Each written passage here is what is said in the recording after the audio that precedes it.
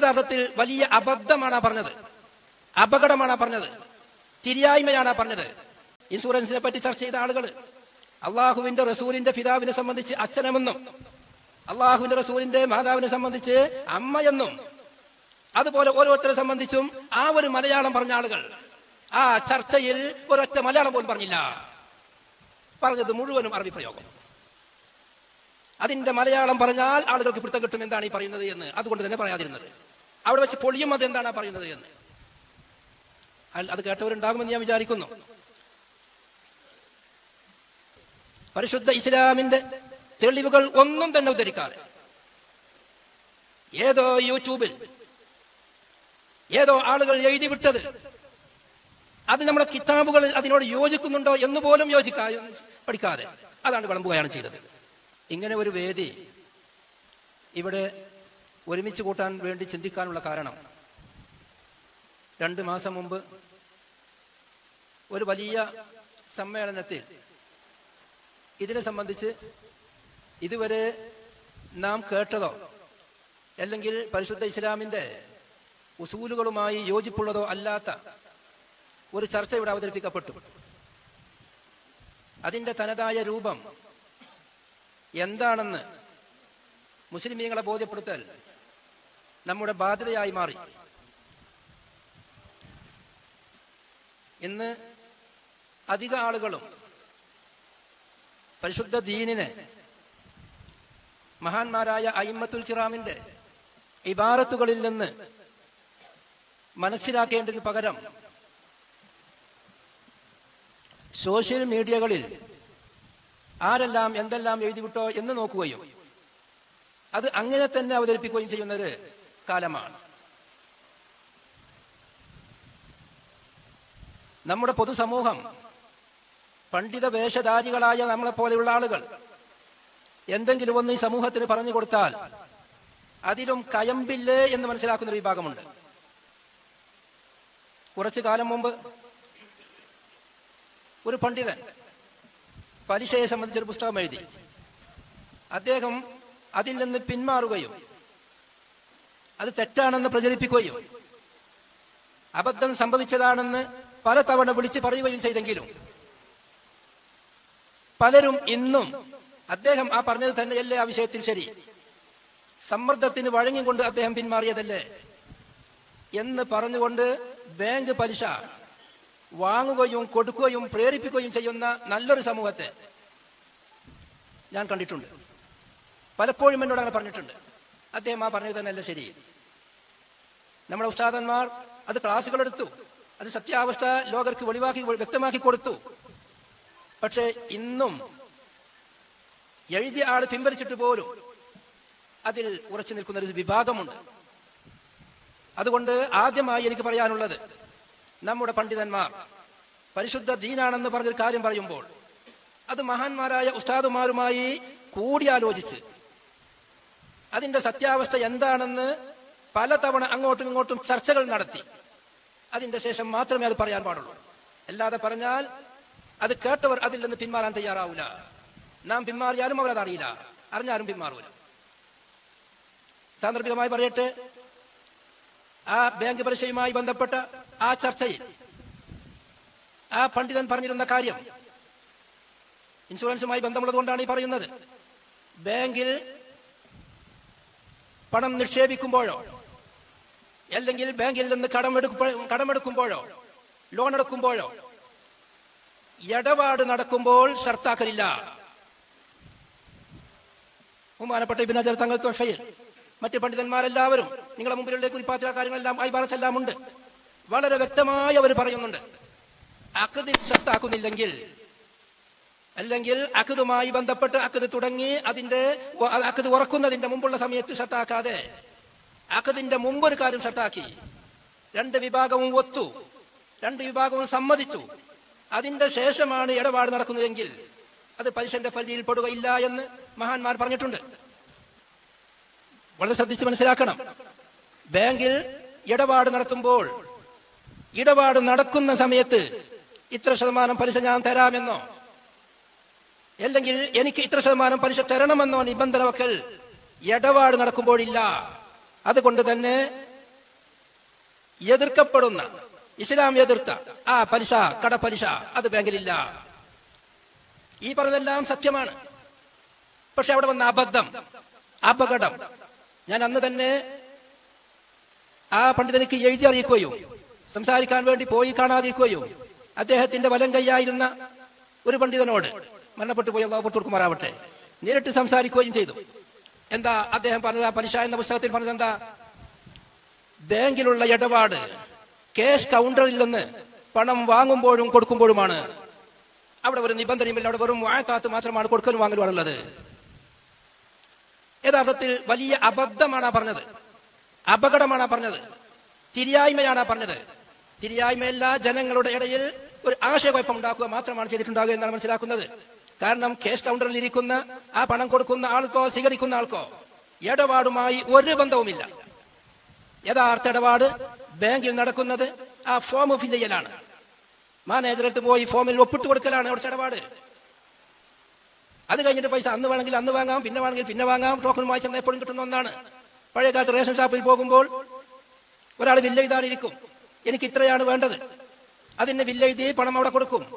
എന്നിട്ട് അപ്പുറത്തുനിന്ന് തൂക്കി കൊടുക്കുന്ന ഒരാളുണ്ടാകും. എന്ന മാതിരി ബാങ്കിൽ പൈസയാണ്, പണമാണ് കൊടുക്കുന്നതെങ്കിൽ അവിടെ ആ തൂക്കി, റേഷൻ ഷാപ്പിലും കടകളിലും തൂക്കി കൊടുക്കുന്ന അവിടെ സ്ഥാനത്ത് മാത്രമാണ് ക്യാഷ് കൗണ്ടറിൽ ആളുള്ളത്. അദ്ദേഹം ആ ബാങ്കിലെ ഇടപാടുമായി ബന്ധപ്പെടുന്നേ ഇല്ല. അവർ കൊടുക്കുന്ന ഫോം, കരാർ പത്രം, ആ കരാർ പത്രങ്ങൾ വായിച്ചു, ഞാൻ ഇതെല്ലാം അംഗീകരിച്ചു എന്ന് പറഞ്ഞ് ഒപ്പിടുമ്പോഴും ബാങ്കിന്റെ സീൽ ചെയ്യലും, എടുക്കുന്ന ആൾ ഒപ്പിടും, ബാങ്ക് സീലും ചെയ്യും. അതാണ് ഈ ജാബും കബൂലും. അവിടെ ഷർത്താക്കലുണ്ട്, 100% ഷർത്താക്കൽ അവിടെ ഉണ്ട്. ആ ഫോമിൽ അതിന്റെ എല്ലാ നിബന്ധനയും എഴുതിയിട്ടുണ്ടാകും. അത് വായിച്ചിട്ടാണ് ഒപ്പിടേണ്ടതും അവർ സീൽ ചെയ്യുന്നതും. ഇതാണ് ഇടപാട് എന്ന് ഏതൊരാൾക്കും അറിയുന്ന സംഗതിയായിരിക്കെ ജനങ്ങളെ കബളിപ്പിക്കാൻ വേണ്ടി ക്യാഷ് കൗണ്ടറിൽ നിന്ന് പണം വാങ്ങുമ്പോഴും കൊടുക്കുമ്പോഴുമാണ് ഇടപാട് നടക്കുന്നത് എന്ന് പറഞ്ഞ് ജനങ്ങളെ വഞ്ചിച്ച് പിന്നീട് പിൻവലിച്ചെങ്കിലും ജനങ്ങൾ അതിൽ നിന്ന് പിന്മാറിയിട്ടില്ല. എന്നതുപോലെ ഈ വിഷയത്തിൽ പരിശുദ്ധ ഇസ്ലാമിന്റെ തെളിവുകൾ ഒന്നും തന്നെ ഉദ്ധരിക്കാതെ ഏതോ യൂട്യൂബിൽ ഏതോ ആളുകൾ എഴുതി വിട്ടത്, അത് നമ്മുടെ കിതാബുകളിൽ അതിനോട് യോജിക്കുന്നുണ്ടോ എന്ന് പോലും പഠിക്കാതെ അതാണ് വിളമ്പുകയാണ് ചെയ്തത്. ഞാനൊരു വിമർശനത്തിലേക്ക് കിടക്കുകയല്ല. അവരുടെ ഷെയ്ഖ് തന്നെ പറഞ്ഞു സിനിമ തെളിവ് ഉദ്ധരിക്കാൻ പറ്റും. അതേമാതിരി അവർ ചെയ്ത അതാണ്.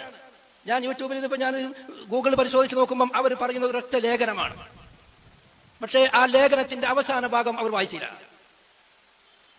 ആ ലേഖനത്തിന്റെ തന്നെ അവസാന ഭാഗത്തിൽ അത് വളരെ വ്യക്തമായി പറയുന്നുണ്ട്. അവർ ചർച്ച ചെയ്യുന്നത് ഇൻഷുറൻസ് കമ്പനിയെ സംബന്ധിച്ചല്ല എന്ന്.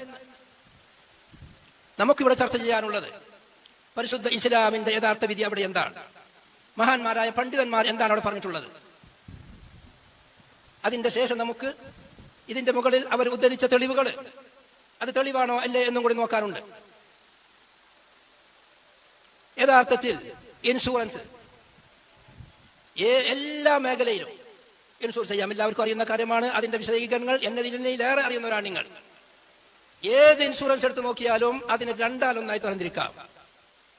സന്ദർഭോചിതമായി പറയട്ടെ, ഇൻഷുറൻസിനെ പറ്റി ചർച്ച ചെയ്ത ആളുകൾ അള്ളാഹുവിന്റെ റസൂലിന്റെ പിതാവിനെ സംബന്ധിച്ച് അച്ഛനെന്നും അള്ളാഹുവിന്റെ റസൂലിന്റെ മാതാവിനെ സംബന്ധിച്ച് അമ്മയെന്നും അതുപോലെ ഓരോരുത്തരെ സംബന്ധിച്ചും ആ ഒരു മലയാളം പറഞ്ഞ ആളുകൾ ആ ചർച്ചയിൽ ഒരൊറ്റ മലയാളം പോലും പറഞ്ഞില്ല. പറഞ്ഞത് മുഴുവനും അറബി പ്രയോഗം. അതിന്റെ മലയാളം പറഞ്ഞാൽ ആളുകൾക്ക് പിടുത്തം കിട്ടും എന്താണ് ഈ പറയുന്നത് എന്ന്. അതുകൊണ്ട് തന്നെ പറയാതിരുന്നത്. അവിടെ വെച്ച് പൊളിയും അത് എന്താണ് പറയുന്നത് എന്ന്. അത് കേട്ടവരുണ്ടാകുമെന്ന് ഞാൻ വിചാരിക്കുന്നു. യഥാർത്ഥത്തിൽ ഇൻഷുറൻസ് രണ്ടു തരമായി തിരിക്കാം. ഒന്ന്, നിശ്ചിത പണം ഗഡുക്കളായോ ഒന്നായോ ഇൻഷുറൻസ് കമ്പനിക്ക് നൽകുമ്പോൾ നിശ്ചിത സമയത്ത് കാലാവധികൾക്ക് ശേഷം അല്ലെങ്കിൽ എന്തെങ്കിലും അപകടങ്ങൾ പ്രത്യേക സാഹചര്യങ്ങൾ വന്നാൽ വർധനവോടുകൂടെ തിരിച്ചു കൊടുക്കാം എന്ന നിബന്ധനയോടുകൂടിയുള്ള ഇൻഷുറൻസ്.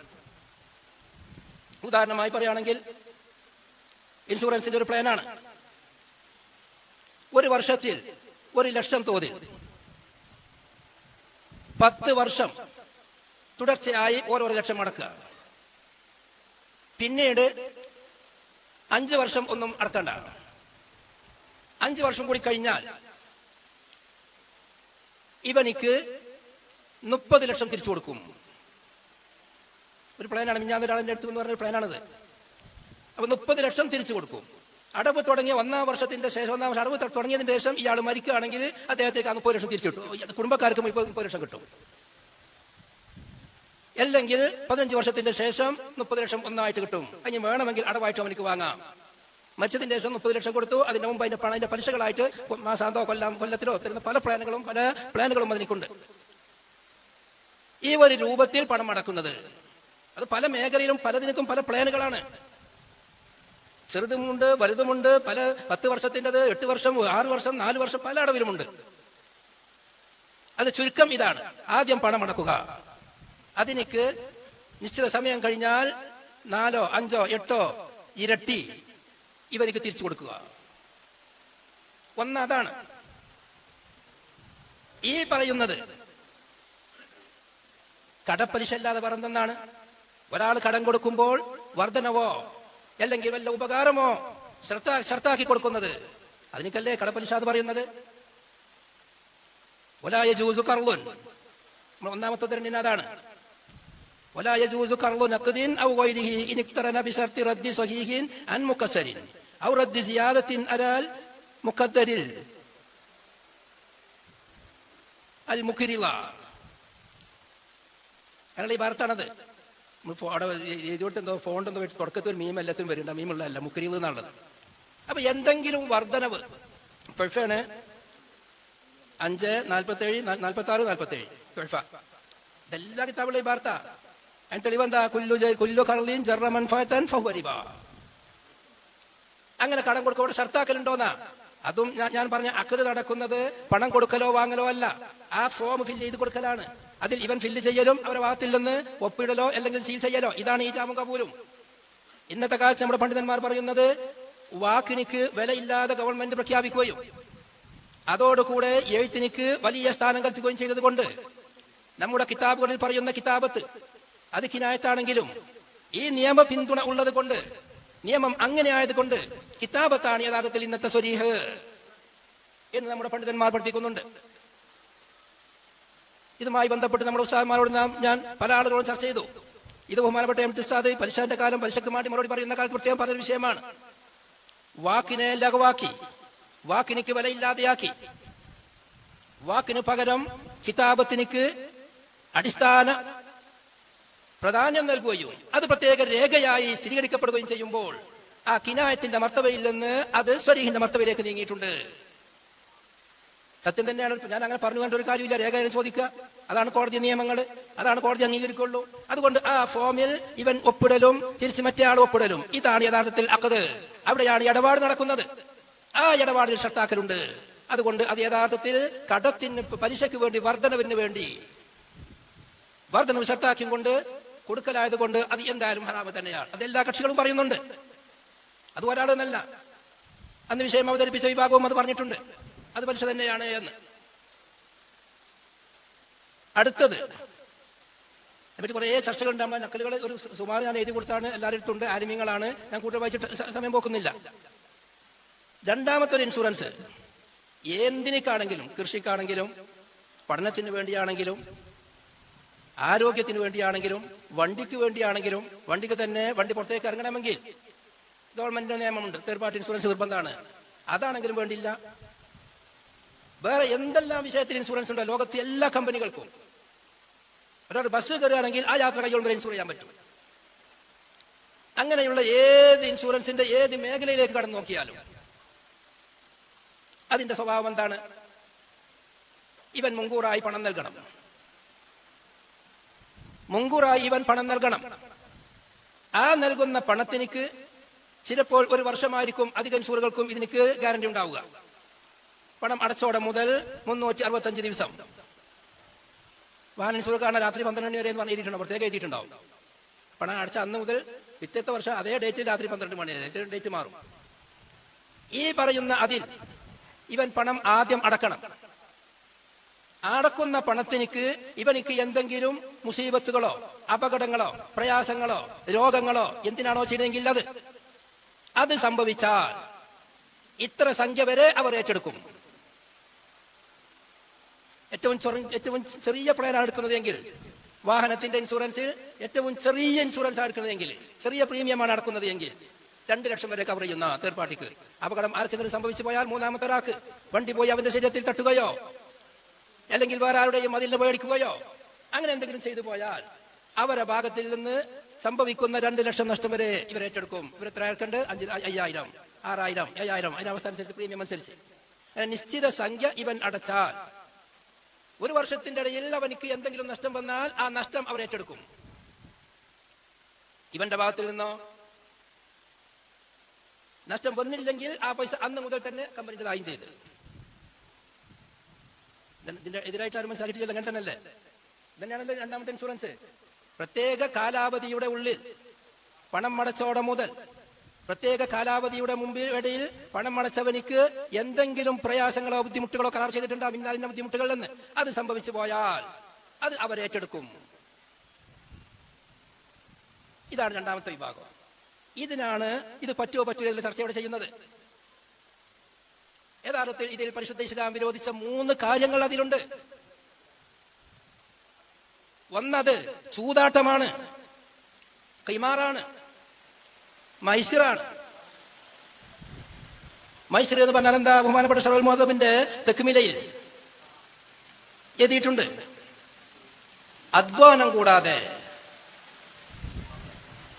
അള്ളാഹുവിനോട് അടുക്കലോ മനുഷ്യരെ തൃപ്തിപ്പെടുത്തലോ ലക്ഷ്യമില്ലാതെ മറ്റൊരാളെ പണം സമ്പാദിക്കൽ. അതിലേക്കാണ് മൈസിർ, ഖിമാർ എന്ന് പറയുന്നത്. അള്ളാഹുലേക്ക് അടുക്കൽ ലക്ഷ്യമുണ്ടായി കൊടുക്കുന്നതിന് സ്വതക്ക അല്ലെങ്കിൽ സകാത്ത്, മനുഷ്യരുമായി അടുക്കുക, ഹദി കൊടുക്കുക, ഹിബത്ത് കൊടുക്കുക, ഇങ്ങനെയുള്ള മനുഷ്യരുമായി അടുക്കലോ അള്ളാഹുമായി അടുക്കലോ ലക്ഷ്യമില്ലാതെ മറ്റൊരാളെ പണത്തെ സമ്പാദിക്കലിക്ക് ഖിമാർ എന്ന് പറയും. തക്മിനത്തുൽ മജ്മൂഅ് 11/241. തുഹ്ഫയിലും ഇതിന് തുല്യമായ ഇബാറത്തുണ്ട്. അതിവിടെ ഉണ്ടോ ഇല്ലേ എന്നാണ് നോക്കേണ്ടത്. ഈ നാം കൊടുക്കുന്ന പ്രീമിയം അടക്കുന്നത് കമ്പനി ഈടാക്കുന്നത് എന്ത് ലക്ഷ്യം വെച്ചുകൊണ്ടാണ്? അവർക്കിവിടെ വലിയ അധ്വാനം എന്താണ് വന്നത്? ആരെ തൊട്ടടുത്താണ് ലക്ഷ്യം? അള്ളാഹുവിന്റെ എടുക്കാൻ വേണ്ടി കൊടുക്കുകയാണോ? ജനങ്ങളെ തൊട്ടെടുക്കാൻ വേണ്ടി കൊടുക്കുകയാണോ? അതല്ലേ ഖിമാർ? തിരിച്ച് അവരിങ്ങോട്ട് തരുന്നതും അത് തന്നെയല്ലേ? ഇവിടെ പുതിയ വാദം വളരെ ശ്രദ്ധിക്കണം. ഖിമാർ, മൈസിർ എന്ന് പറയുന്നത് കളിയിലേ ഉണ്ടാവുള്ളൂ. പുതിയൊരു വാദാണിപ്പോ. കളിയിലേ മൈസിർ ഉണ്ടാവുള്ളൂ, കളിയല്ലാത്തതിൽ മൈസിർ ഉണ്ടാവൂല. നിങ്ങൾ കേട്ടിരിക്കും ആ വാദം. ചൂതാട്ടം എന്ന് പറയുന്നത് കളിയിൽ മാത്രമേ ഉണ്ടാവുള്ളൂ. ഇത് കളിയല്ലല്ലോ, അതുകൊണ്ട് ഇതിൽ ചൂതാട്ടമില്ല. ചൂതാട്ടം എന്ന വാദം ഇൻഷുറൻസിൽ വരുന്നല്ല, കാരണം കളിയല്ലാത്തത് കൊണ്ട്. എവിടുന്നേ അത് കിട്ടി? ആരെയാ അങ്ങനെ പറഞ്ഞത്? യഥാർത്ഥത്തിൽ ഈ ചൂതാട്ടം വിരോധിക്കുന്ന കാലത്ത് നബി സല്ലല്ലാഹു അലൈഹി വസല്ലമ തങ്ങൾ ജീവിച്ചിരിക്കുന്ന കാലത്തുള്ള ചൂതാട്ടം ഞാൻ 2 സാമ്പിൾ പറയാം.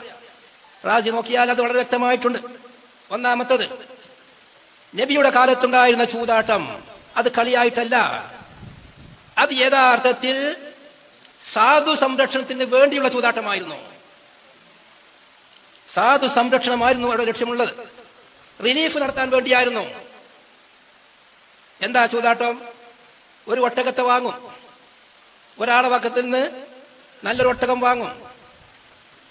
എന്നിട്ട് ആ ഒട്ടകത്തെ 8 ആള് 28 ഓഹരി ചെയ്യും ഒട്ടകത്തിനിക്ക്. ഓരോരോ നറുക്കുകൾക്ക് ഓരോരോ പേരുകളുണ്ട്. ഒന്നാം നറുക്കിനിക്ക് 1 ഓഹരി, 28 ഓഹരിയിൽ നിന്ന് 1 ഓഹരി. തഫ്സീർ റാസിയാണ് ഞാൻ വായിക്കുന്നത്, നിങ്ങളുടെ മുമ്പിലുണ്ടത്. 1 ഓഹരിക്ക് ആകെ 8 ആള്. ഒന്നാമത്താക്ക് ഈ ഒട്ടകത്തിൽ ആകെ 28 ഓരി ഒരു ഒട്ടകത്തെ വെക്കും. ഒന്നാമത്താക്ക് 1 ഓരി, രണ്ടാമത്താക്ക് 2 ഓരി. അപ്പൊ 3 ആയില്ലേ? ഓഹരിയാണ് 3. മൂന്നാമത്താക്ക് 3 ഓരി, അപ്പൊ 6. നാലാമത്താക്ക് 4 ഓരി, 10. അഞ്ചാമത്താക്ക് 5 ഓരി, 15. ആറാമത്താക്ക് 6 ഓരി, 21. ഏഴാമത്താക്ക് 7 ഓരി, 28 ഓഹരി. വേറൊരു ഓഹരി കാലി, ഒന്നുമില്ലാത്ത. അങ്ങനെ ഓരോരുത്തരുടെയും ഓരോന്നിത്ര പേരുണ്ട്. അതിന്റെ പേര് 1, 2 പേര് നമ്പർ എഴുതി വെച്ചിട്ട് ഓരോരുത്തരുടെ പേര് ഓരോന്നും എഴുതും. ഓരോരു പേരുണ്ട്. എന്നിട്ട് ഈ പറഞ്ഞ ഓഹരികൾ ഒരു കുഞ്ഞ് നമ്മളറിയില്ല എന്താ പറയാ നറുക്കിടുന്ന ഒരു പാത്രത്തിലാക്കും, ഒരു തോൽപാത്രത്തിലാക്കും. എന്നിട്ട് ഓരോരുത്തരുടെ പേര് നീതിമാനായ അതിലായ വിശ്വസ്തനായ ഒരുത്തന്റെ കയ്യിൽ കൊടുക്കും. എന്നിട്ട് ഓരോരുത്തരുടെ പേര് ഓരോരുത്തരുടെ നമ്പർ ഇട്ടുകൊടുത്തിട്ടുണ്ടാവും. ആ നമ്പറിൽ നറുക്കെടുക്കും. നറുക്കെടുത്തവനിക്ക് 1 എന്ന് കിട്ടിയാൽ അവനിക്ക് 1 ഓരി, ഒരുത്തനിക്ക് 2 കിട്ടിയവനിക്ക് 2 ഓരി, 3 കിട്ടിയവനിക്ക് 3 ഓരി, 0 കിട്ടിയവനിക്ക് ഒന്നുമില്ല. അവനാണ് ഈ ഒട്ടകത്തിന്റെ പണം കൊടുക്കേണ്ടത്. എന്നിട്ട് ആ ഒട്ടകത്തിന് അറുത്ത് അതിന്റെ മാംസം ഈ ഖിമാറിൽ പങ്കെടുത്ത ഒരാളും ഭക്ഷിക്കൂല. അതവിടെ പാവങ്ങൾക്ക് വിതരണം ചെയ്യും. അതിനായി പാവങ്ങൾ വന്നിട്ടുണ്ടാകും. അവരുടെ ഭക്ഷണ ആവശ്യത്തിന് മാത്രമാണ് നടക്കുന്നത്. അതുകൊണ്ട് തന്നെ അവർ പറയുകയും ചെയ്യും,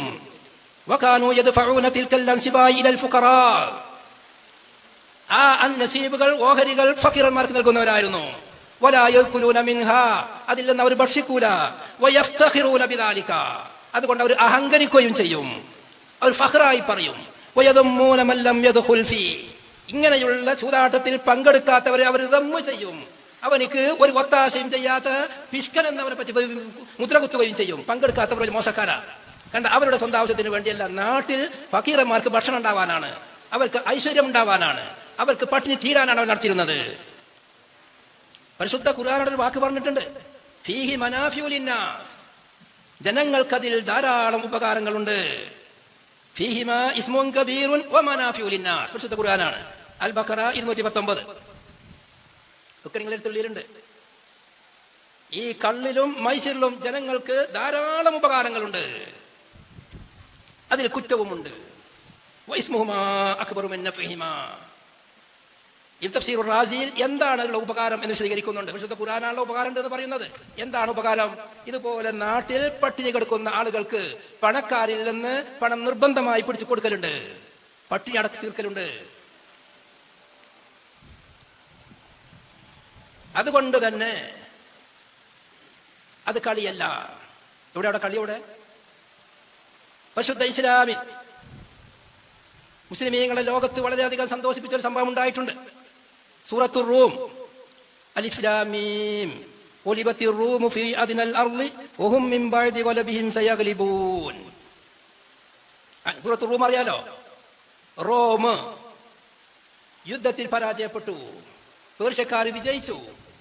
അടുത്ത കാലത്ത് ഫീ ബിദ്ഇ സിനീന, 10 താഴെയുള്ള കൊല്ലത്തിന്റെ ഉള്ളിൽ റോമിന് വിജയിച്ചുയരും, അവർ വിജയിച്ചു വരും എന്ന് പറയുന്ന ഈ ആയത്തിറങ്ങിയപ്പോ ബഹുമാനപ്പെട്ട സിദ്ദീഖ് റളിയല്ലാഹു അൻഹു, ഇമാം അബൂദാവൂദ് റിപ്പോർട്ട് ചെയ്ത ഹദീസാണ്, ഇമാം തുർമുദി റിപ്പോർട്ട് ചെയ്ത ഹദീസാണ്, ധാരാളം ഹദീസുകൾ റിപ്പോർട്ട് ചെയ്തിട്ടുണ്ട്, എല്ലാ തഫ്സീറിന്റെ കിതാബിലുമുണ്ട് ഈ സംഭവം. ഈ ആയത്തിറങ്ങിയപ്പോൾ ബഹുമാനപ്പെട്ട സിദ്ദീഖ് റളിയല്ലാഹു അൻഹു മക്കയുടെ പല ഭാഗത്തും ഓടി നടന്നു, പാറി നടന്നു എന്ന് അബൂദാവൂദ് റിപ്പോർട്ടുള്ളത് ഈ ആയത്ത് ഓതിയും കൊണ്ട്. അപ്പോഴാണ് ഉമയ്യത്ത് ബിൻ ഖലഫ് എന്ന് പറയുന്ന ആ ദുഷ്ടൻ സിദ്ദീഖ് റളിയല്ലാഹു അൻഹു വിളിച്ചിട്ട് ചോദിച്ചു, റോമിന് രണ്ടാമത് തിരിച്ചു വരുമെന്ന് നിന്നോട് ആരാണ് പറഞ്ഞത്? സിദ്ദീഖ് റളിയല്ലാഹു അൻഹു പറഞ്ഞു, എന്റെ പ്രവാചകൻ പറഞ്ഞു, റസൂലുള്ളാഹി സ്വല്ലല്ലാഹു അലൈഹി വസല്ലം പറഞ്ഞു. എന്നാൽ നീ പറ്റുവെക്കാറുണ്ടോ? ഒരിക്കലും തിരിച്ചു വരൂല. സിദ്ദീഖ് റളിയല്ലാഹു അൻഹു പറഞ്ഞു, ഞാൻ റെഡി, 10 ഒട്ടകം. 5 വർഷത്തിന്റെ ഇടയിൽ റോം തിരിച്ചു വന്നിട്ടില്ലെങ്കിൽ ഞാൻ 10 ഒട്ടകം നിനക്ക് തരാം. ഉമയ്യത്ത് പറഞ്ഞു, 10 ഒട്ടകം ഞാൻ നിനക്കും തരാം, തിരിച്ചു വന്ന് വരികയാണെങ്കിൽ. റോം തിരിച്ചു വരികയാണെങ്കിൽ നിനക്ക് 10 ഒട്ടകം ഞാൻ തരാം. റോം തിരിച്ചു വരുന്നില്ലെങ്കിൽ എനിക്ക് 10 ഒട്ടകം നീയും തരണം. ഇതല്ലേ ചൂതാട്ടം? ഇതല്ലേ പച്ചക്കല്? ഇതിനാണ് പരിശുദ്ധ ഖുർആൻ മൈസർ ഖിമാർ എന്ന് പറയുന്നത്. അവിടെ തന്നെ പ്രത്യേകം ഹദീസിൽ കൊടുത്തിട്ടുണ്ട്, ഇത് ഖിമാർ ഹറാമാക്കുന്നതിന്റെ മുമ്പാണ്. അങ്ങനെ 5 വർഷമാവാനായി, റോം വിജയിച്ച് കാണുന്നില്ല. സിദ്ദീഖ് റളിയല്ലാഹു അൻഹുവിന്റെ അടുക്കലേക്ക് ഉമയ്യത്ത് വന്നു, റസൂലുള്ളാഹിനോട് പോയി പരാതി പറഞ്ഞു. റസൂലുള്ളാഹി പറഞ്ഞു, നിന്നോട് 5 വർഷത്തേക്ക് അല്ലെങ്കിൽ 4 വർഷത്തേക്ക് വെക്കാൻ ആര് പറഞ്ഞു? ഖുർആൻ പറഞ്ഞത് ബിദ്ഉ സിനീൻ എന്നാണ്. ബിദ്ഉ സിനീൻ എന്ന് പറഞ്ഞാൽ 10 താഴെ വർഷം എന്നാ. അതുകൊണ്ട് അവരോട് അവധി നീട്ടി ചോദിക്കുക, 9 വർഷമാക്കി മാറ്റിട്ട് ആ ഒട്ടകം 10 എന്നുള്ളത് 100 ആക്കി കാണാൻ. റസൂലുള്ളാഹിയാണ് പറയുന്നത്. റോം തിരിച്ചു വന്നാൽ ഉമയ്യത്ത് ബിൻ ഖലഫ് 100 ഒട്ടകം അങ്ങോട്ട് കൊടുക്കണം. റോം തിരിച്ചു വന്നിട്ടില്ലെങ്കിൽ അബൂബക്കർ സിദ്ദീഖ് റളിയല്ലാഹു അൻഹു 100 ഒട്ടകം അങ്ങോട്ട് കൊടുക്കണം. ഓൻ സമ്മതിച്ചു. റോം തിരിച്ചു വരില്ലാതെ ചിന്താഗതിയിലാണുള്ളത്. 100 ഒട്ടകം കൊടുക്കാൻ വേണ്ടി സിദ്ദീഖ് റളിയല്ലാഹു അൻഹു ഉമയ്യത്ത് ബിൻ ഖലഫും തമ്മിൽ കരാർ ചെയ്തു, വെച്ചു, പന്തയം വെച്ചു. അതിന്റെ ഇടയിലാണ് മദീനയിലേക്ക് മുസ്ലിമീങ്ങൾ ഹിജ്റ പോകുന്നത്. ഉമയ്യത്ത് ബിൻ ഖലഫ് മണത്തറിഞ്ഞു. സിദ്ദീഖ് റളിയല്ലാഹു അൻഹു ഇവിടെ നിന്ന് തിരിച്ചു പോകും, മദീനയിലേക്ക് നാടുവിടും. അതുകൊണ്ട് ഈ 100 ഒട്ടകം കിട്ടിയേ പറ്റൂ. സിദ്ദീഖ് റളിയല്ലാഹു അടുത്ത് പോയിട്ട് പറഞ്ഞു, ഉമ്മയ്യത്ത്, നമ്മൾ കരാറുള്ളതാണ്, പറ്റുവെച്ചതുള്ളതാണ്, ആ 100 ഒട്ടകത്തിന് ആളേൽപ്പിച്ച് വയ്ക്കോ. സിദ്ദീഖ് റളിയല്ലാഹു പറഞ്ഞു, ഞാൻ ആ പറ്റിൽ ഉറച്ചു നിൽക്കുന്നുണ്ട്. ആ 100 ഒട്ടകം നീ എന്റെ മകൻ അബ്ദുറഹ്മാനോട് വാങ്ങിക്കോ, ഞാൻ അവനെ ഏൽപ്പിച്ചോളാം. ഹിജ്റയുടെ 2ാമത്തെ വർഷം 3ാം വർഷത്തെ തുടക്കത്തിൽ ഉഹദ് യുദ്ധം നടക്കാൻ പോവുകയാണ്. ഉമ്മയ്യത്ത് യുദ്ധത്തിന് പോകുന്നുണ്ട്. ഈ വിവരം സിദ്ദീഖ് റളിയല്ലാഹു മകൻ അറിഞ്ഞപ്പോ സിദ്ദീഖ് റളിയല്ലാഹു മകൻ ചെന്നു, നീയും എന്റെ വാപ്പയും തമ്മിൽ കരാറില്ലേ, നീ പോകുന്ന യുദ്ധത്തിനാണ്, യുദ്ധത്തിൽ നീ മരണപ്പെടാൻ സാധ്യതയുണ്ട്, കൊല്ലപ്പെടാൻ സാധ്യതയുണ്ട്, അങ്ങനെയാണെങ്കിൽ ആ 100 ഒട്ടകം മാറി തരും. അങ്ങനെ ആ 100 ഒട്ടകത്തിനിക്ക് അദ്ദേഹത്തിന്റെ ആളുകളെയും ഉമ്മയ്യത്ത് ഒരാളെയും ഏൽപ്പിച്ചു കൊടുത്തു.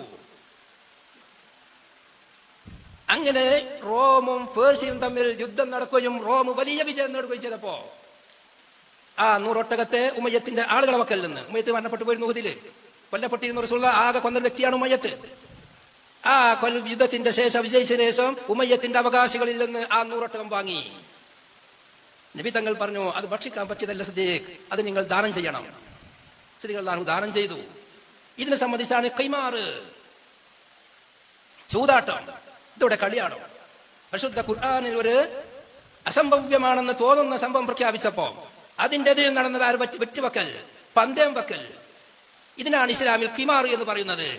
ഏതെങ്കിലും നിഘണ്ടുവിലോ അല്ലെങ്കിൽ ഏതെങ്കിലും ചർച്ചകളുടെ ഇടയിലോ കളി എന്ന് പ്രയോഗിച്ചത് കൊണ്ട് മാത്രം എല്ലാ ഖിമാറും ചതിയാണ്, എല്ലാ ഖിമാറും കളിയിൽ മാത്രമേ ഉണ്ടാവുള്ളൂ എന്നെങ്ങനെ പറയും? നഷ്ടപ്പെടാനും വിജയം കിട്ടാനും രണ്ടും പ്രതീക്ഷയുള്ള ഒരു സംഗതിക്ക് വേണ്ടി പണം കെട്ടിവെക്കൽ, ഇതാണ് ചൂതാട്ടം. ഇമാമികൾ താരീഫ് പറഞ്ഞിട്ടുണ്ട്. ഈ പറഞ്ഞ ഖിമാർ ഇൻഷുറൻസ് ഹലാലാക്കാൻ വേണ്ടി, അതിന് വേണ്ടി എനിക്ക് ഇത്ര പണം തന്നാൽ നിങ്ങൾക്ക് ഇന്ന വിഷമം വരുമ്പോൾ ഞാൻ ഇത്ര തരാ എന്ന് പറയുന്ന ഈ ചൂതാട്ടത്തെ അത് കളിയല്ലാത്തത് കൊണ്ട് അനുവദിക്കപ്പെടുന്നതാണ് എന്നാണ് ഇതിൽ ശരി വിഭാഗം പറഞ്ഞത്. ഹലാലാക്കാനുള്ള ന്യായത. പിന്നെ ഇമാം ഫത്ഹുൽ ബാരി റളിയല്ലാഹു അൻഹു, ഇമാം ബുഖാരിയുടെ ബാബുണ്ട്, വല്ലാത്ത അത്ഭുതമാണ്. ആരോ എവിടെയോ കുറിച്ച് വെച്ചത് പറയാണ്, അതൊന്നും നോക്കണ്ട എന്താണ് ഫത്ഹുൽ ബാരി പറഞ്ഞത് എന്ന്. എന്താ അവർ പറഞ്ഞത്? ബാബു കുല്ലി ലഹ്വിൻ ബാതിലുൻ ഇദാ ശഅലഹു അൻ തഅത്തില്ലാഹ് എന്ന ഇമാം ബുഖാരിയുടെ ബാബ്. ആ ബാബിൽ പറയുന്നുണ്ട്, വഅശാറ ബിദാലിക ഇലാ അന്നൽ ഖിമാറ മിൻ ജുംലത്തിൽ ലഹ്വി. വളരെ ശ്രദ്ധിക്കണം.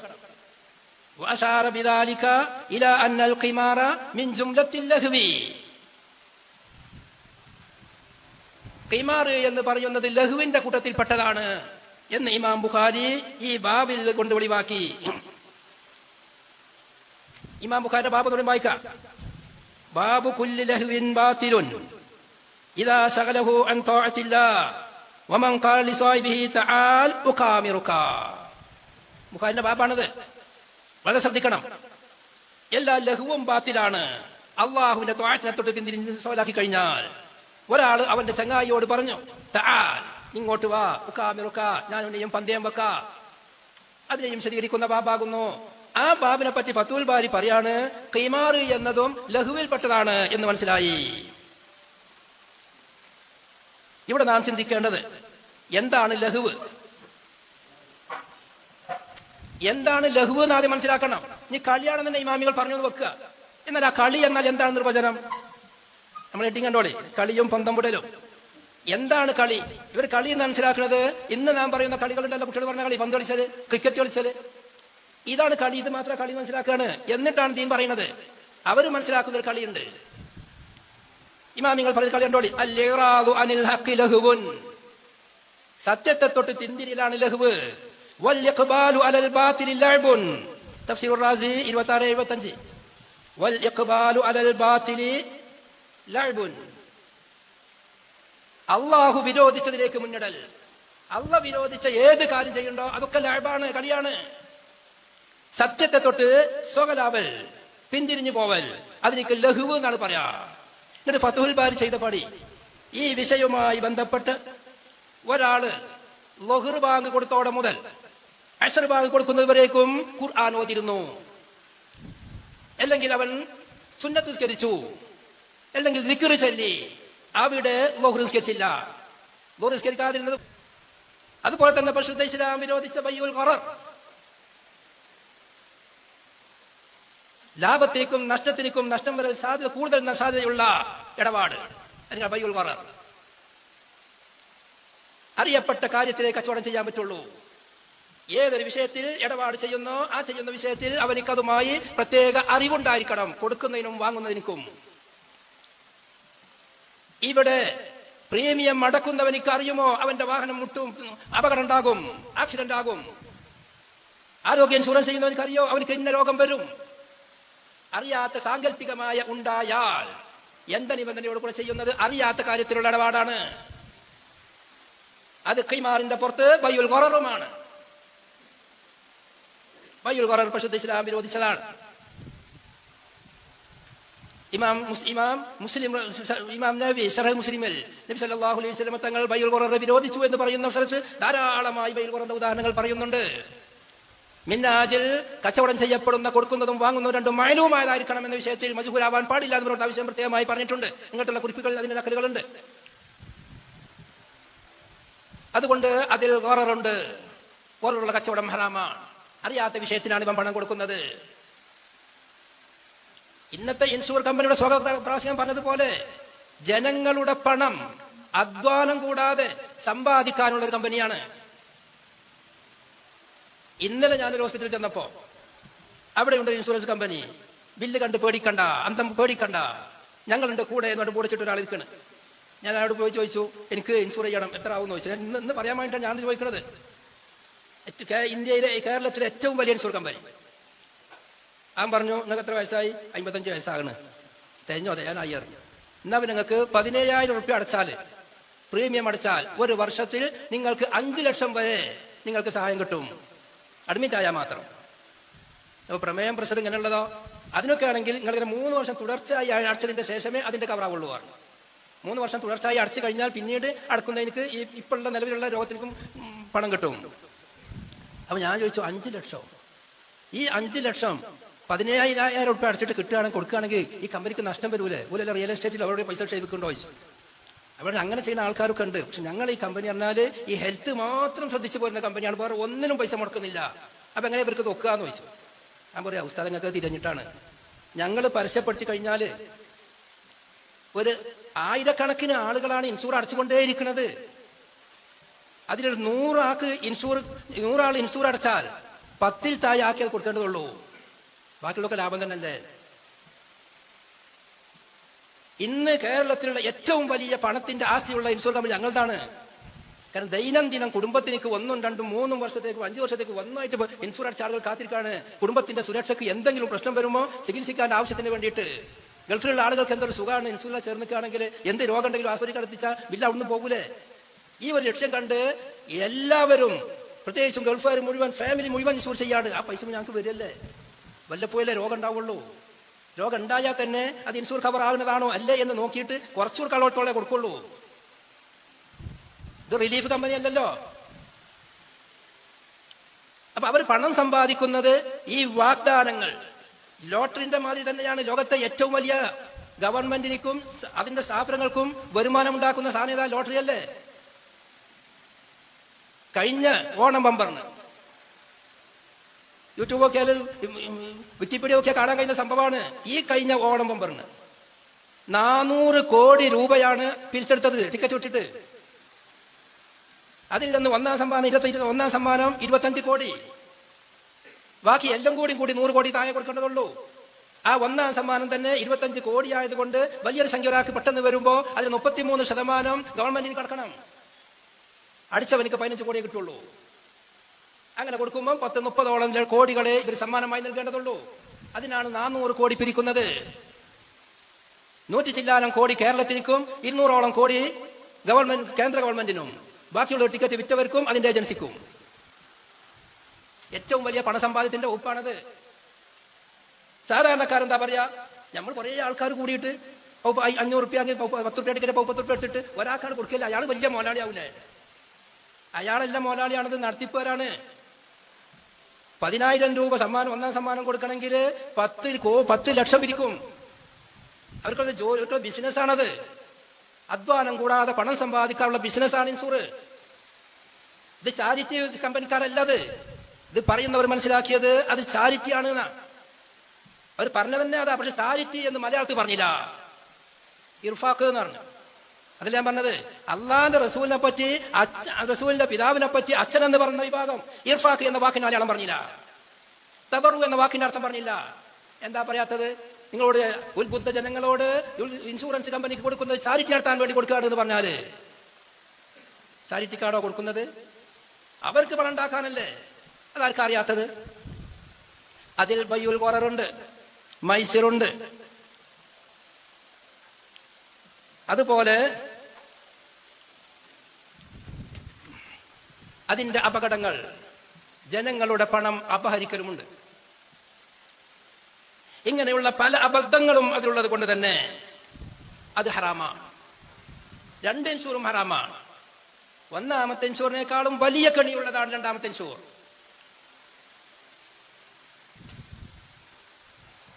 പിന്നെ അവർ പറയുന്നത് ബൈഉൽ മുആവളയിലാണ്. നല്ല ശ്രദ്ധിക്കണം, ബൈഉൽ മുആവളയിലാണ്. അഖ്ദുൽ മുആവള ബൈഅല്ല. അഖ്ദ് 2 ഐറ്റേ ഉള്ളൂ. നമ്മുടെ എതിരാളികൾ പറയുന്ന വിഷയമാണ്, ഇത് എളുപ്പാക്കാൻ വേണ്ടി പറഞ്ഞ വിഷയമാണ്. മുആവള, അഖ്ദുൽ മുആവളയിലാണ് ഖറർ പാടില്ലാത്തത്. ഖറർ പാടില്ല എന്നല്ല, ചതിച്ചാൻ പാടില്ല എന്ന് പറഞ്ഞല്ലോ. അത് അഖ്ദുൽ മുആവളയിലാണ്. അഖ്ദ് ഇർഫാഖ് കുഴപ്പമില്ല. ഇതിൽ ചതിയുള്ള ഉറപ്പന്നല്ലേ. ഇവരെ പണം പിടിച്ചത് തട്ട് തന്നെയാണല്ലോ. തട്ട് അടച്ചു കഴിഞ്ഞാൽ പൈസ തിരിച്ചു കിട്ടാൻ ഓരോ ഉപ്പുമില്ല. ആ പണം തിരിച്ചു കിട്ടാൻ ഓരോ ഉപ്പുമില്ല. അക്കത്തിൽ കൊടുത്തത് കൂടെ അവരതായത്. അവര് പറഞ്ഞ പൈസ കിട്ടണമെങ്കിൽ അത് കേസ് വിടേണ്ടി വരും. തള്ളാൻ എന്തെല്ലാം വകുപ്പുണ്ടോ അത് മുഴുവനും അവർ നോക്കും. അതോടുകൂടെ ഷാദത്ത് വിഷയത്തിലേക്ക് വരുന്നുണ്ട്. ഇത് അഖ്ദ് മുആവളയിലാകുമ്പോഴാണ് ഖററിന്റെ പ്രശ്നമുള്ളത്. അഖ്ദ് ഇർഫാഖാവുമ്പോൾ കുഴപ്പമില്ല എന്നവർ അവർ പറയാണ്. എന്താണ് അഖ്ദ് ഇർഫാഖ് എന്നവർക്ക് അറിയില്ല.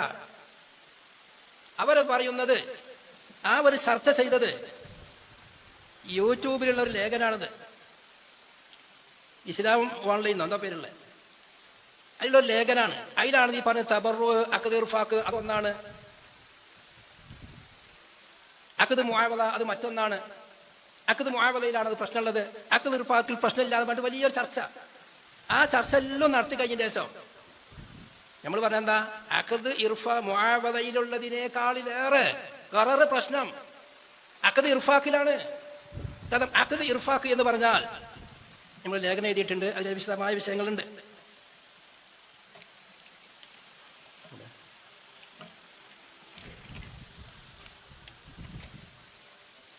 അഖ്ദ് ഇർഫാഖ് ഒത്താശ ചെയ്യാന്ന ഇർഫാഖിന്റെ അർത്ഥം ചാരിറ്റിക്ക് വേണ്ടി കൊടുക്കുക, ഒത്താശ ചെയ്യുക, പ്രത്യേക പ്രതിഫലം സ്വീകരിക്കാതെ ചെയ്യുന്ന ഇടപാട്. അഖ്ദ് ഇർഫാഖിന്റെ താരീഫ് അതാ, പ്രത്യേക പ്രതിഫലം സ്വീകരിക്കാതെ ചെയ്യുന്ന ഇടപാട്. ഉദാഹരണം കടം കൊടുക്കല്, വായ്പ നൽകല്. ഇതൊക്കെ അഖ്ദ് ഇർഫാഖ് എന്ന കുറെ കച്ചവടങ്ങളുടെ വിഷയമാണ്. ഇവർ ഈ കൊടുക്കുന്നത് കൊണ്ട് പ്രത്യേക ഒരു താല്പര്യമില്ല കൊടുക്കുക, പക്ഷെ ഞാൻ കൊടുത്ത് തിരിച്ചു കൊടുക്കണം. കടം കൊടുക്കൽ അഖ്ദ് ഇർഫാഖാണ്, വായ്പ കൊടുക്കൽ അഖ്ദ് ഇർഫാഖാണ്. എന്താ കടം ഇർഫാഖും വായ്പ തമ്മിലുള്ള വ്യത്യാസം എന്താ? കടം കൊടുക്കുമ്പോൾ ഈ കൊടുത്ത സംഖ്യയുടെ തുല്യമായ സംഖ്യ തിരിച്ചു കൊടുക്കണം. വായ്പ ആകുമ്പോ അതേ സാധനം തിരിച്ചു കൊടുക്കണം. അതല്ല മെഴുകുതിരി കടം കൊടുക്കുക, മെഴുകുതിരി വായ്പ കൊടുക്കാൻ പറ്റില്ല എന്നല്ലതാ. കാരണം മെഴുകുതിരി കത്തിക്കാനല്ലേ, കത്തിച്ചാൽ കൊടുക്കാൻ തിരിച്ചു കൊടുക്കാൻ പറ്റില്ലല്ലോ.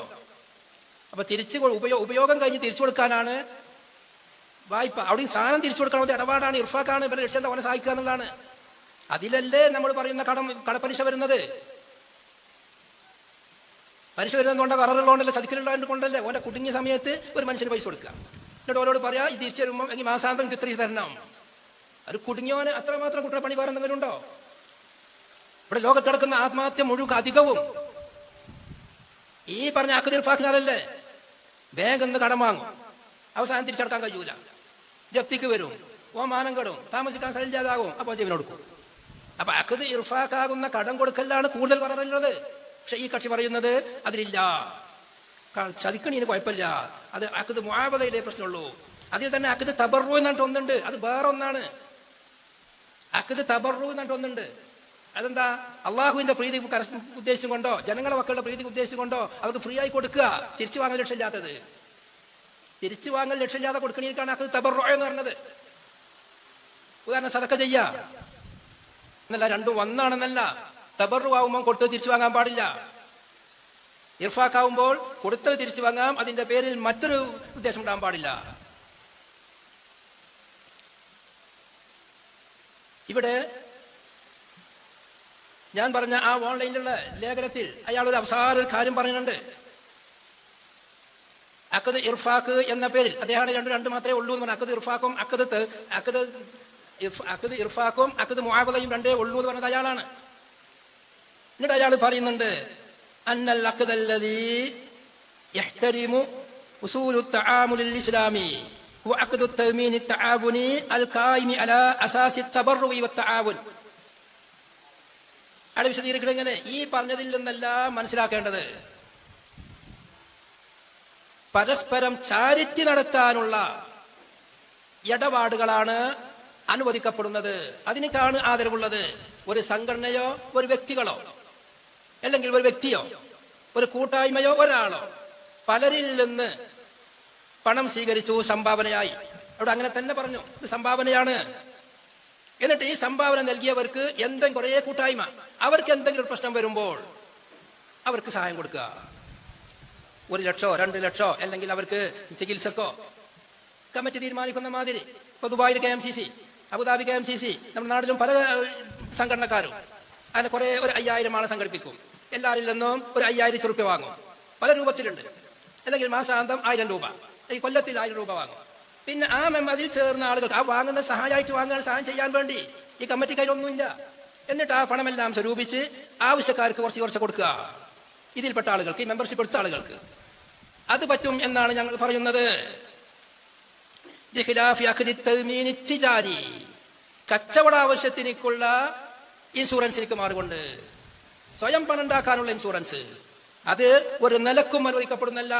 അത് ഇൻഷുറൻസ് കമ്പനിക്ക് ഇൻഷുർ ചെയ്യുന്നവൻ പ്രത്യേക കരാറിന്റെ മേലിൽ സംഖ്യ അങ്ങോട്ട് കൊടുക്കലാണ്. അതിൽ പരിശുദ്ധ ഇസ്ലാം വിരോധിച്ച പല കാര്യങ്ങളും അതിലുണ്ട്.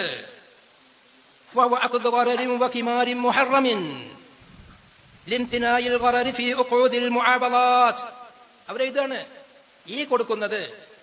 ഈ പറഞ്ഞ ഇൻഷുറൻസ് കമ്പനിക്കാർ കൊടുക്കുന്ന പൈസ ഉണ്ടല്ലോ, അത് അഖദ് മുആവദയിൽപ്പെട്ടതാണ്. കാരണം പകരമാക്കലുണ്ട്. ഇവൻ കൊടുക്കുന്നത് എന്താ? പ്രീമിയം. തിരിച്ചു കൊടുക്കുന്നത് എന്താ? ഇവർക്ക് സോക്കടാവും ഇന്ന് തരാ, ഇവർക്ക് പ്രശ്നങ്ങൾ ഉണ്ടാവും ഇത്ര തരാം എന്ന് പറയുന്നത്. രണ്ട് ഭാഗത്തിൽ നിന്നും അങ്ങോട്ടും ഇങ്ങോട്ടും ഏൽക്കലുണ്ട്.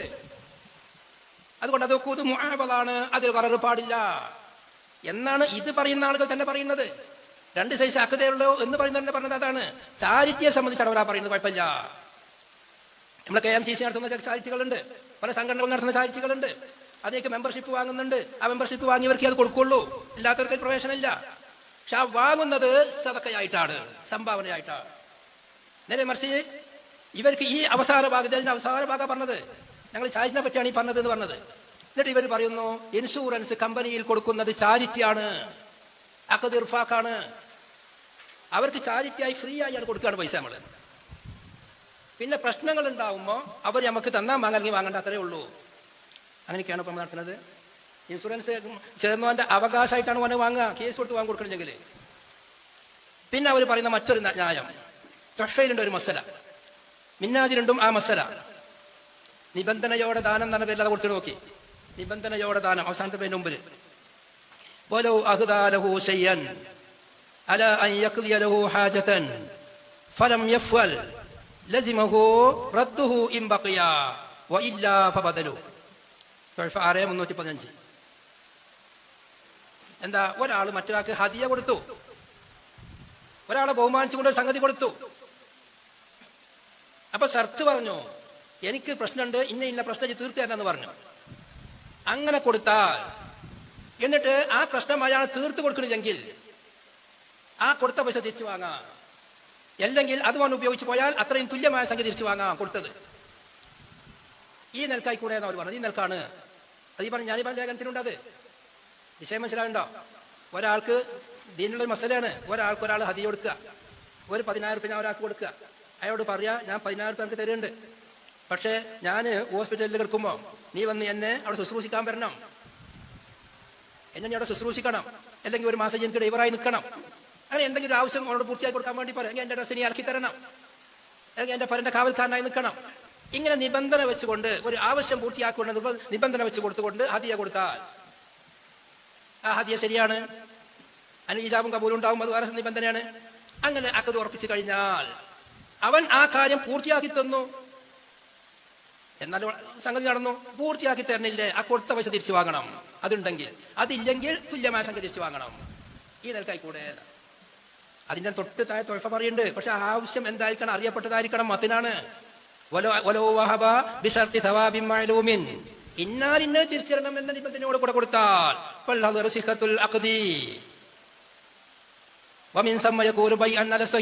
മാത്രമാണ് വായിക്കുന്നത്. അത് ബയ്യാണ്. ഞാൻ എനിക്ക് ഇത്ര ഫ്രീ ആയി തന്നു, നീ എനിക്ക് ഇന്ന കാര്യം ഫ്രീ ആയി തരണം എന്ന് പറച്ചില്ലേ ഫ്രീ ഉള്ളൂ. സംഗതി കച്ചവടാണ്. എന്താ സാഫി മദ്ഹബ്? പറച്ചില് ഫ്രീ ഫ്രീ ഫ്രീ എന്ന് പറയും. എന്ത് ഫ്രീ ആണത്? അത് കച്ചവടാണ്. ആ കച്ചവടത്തിലേക്ക് ഇവൻ കൊടുക്കുന്നതും മായവുമാണ്, ചെയ്തു കൊടുക്കേണ്ടതും അറിയപ്പെട്ട കാര്യമാവണം.